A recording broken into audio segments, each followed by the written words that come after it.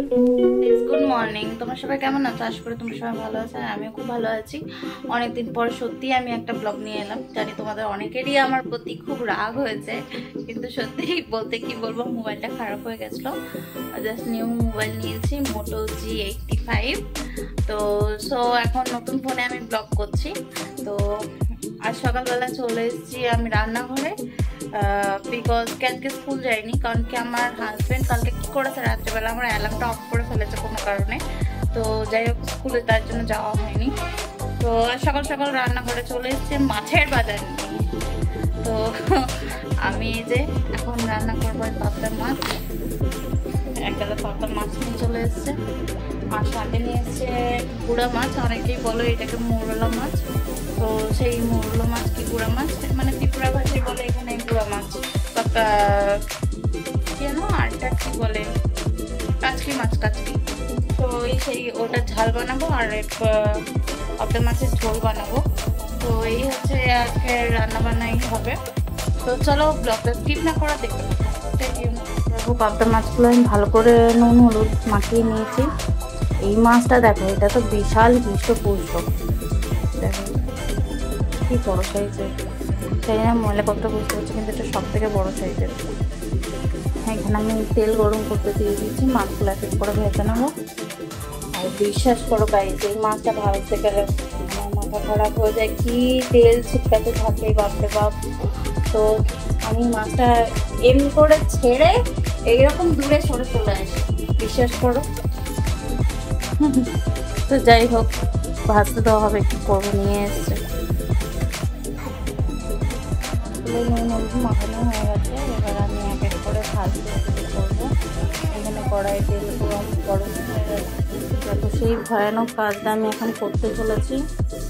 দিয়ে দিয়েছি হৃষ্টপুষ্ট মাছটা, আমি এই দূরে সরে চলে এসেছি, যাতে মাছটা কোনো রকম মাছ না লাগে। ওরে বাবা, অলরেডি ওটা ফটফট করতে শুরু করে দিয়েছে।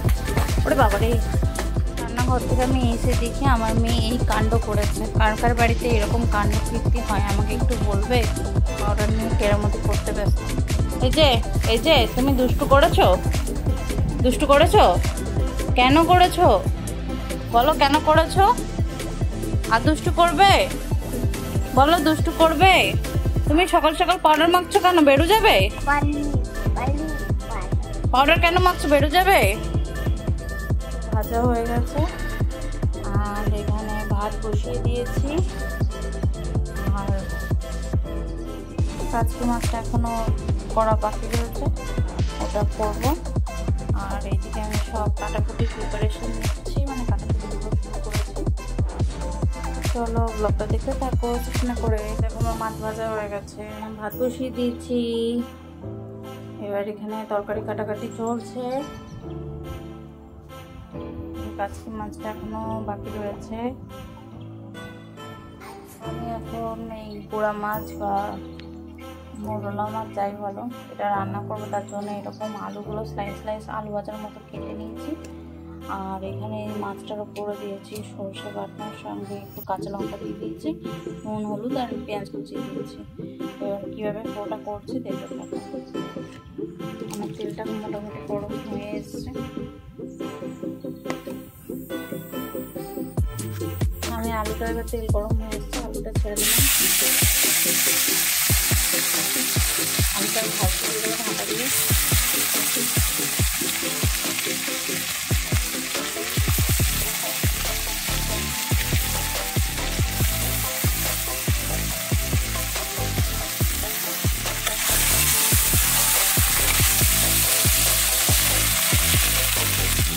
ভাজা হয়ে গেছে, এবার মাছটার মধ্যে দিয়ে দিলাম সম্পূর্ণ মাছটা।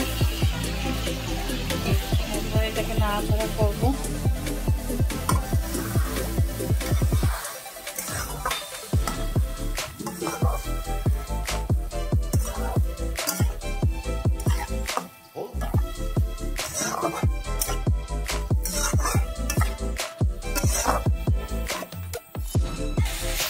এই দেখো আমি একটু টমেটো অ্যাড করে দিয়েছি। মাছটা সম্পূর্ণ আমি এইভাবেই রান্না করবো, ভেজে ভেজে। হাই আছে দিয়ে রেখেছি, হাই ফ্লেমে এইভাবেই ভেজে ভেজে আমি রান্না করবো।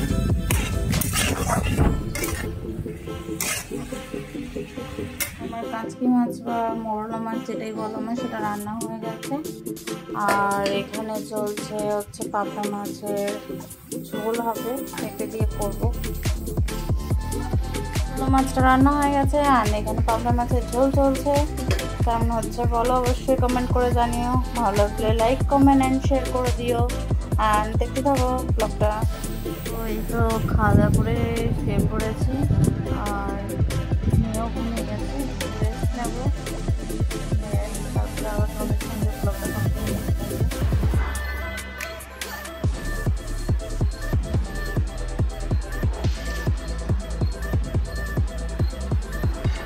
আমি এখন ডিনার করতে বসে গেছি। আমার হাজব্যান্ড এবং মেয়ের খাওয়া হয়ে গেছে। দেখো আলু ভাতে ডিম সিদ্ধ অ্যান্ড চিকেন করে এই হচ্ছে আমার ডিনার। চলো আজকের মতো এখানে ব্লগটা শেষ করলাম। Good night, tata, bye bye.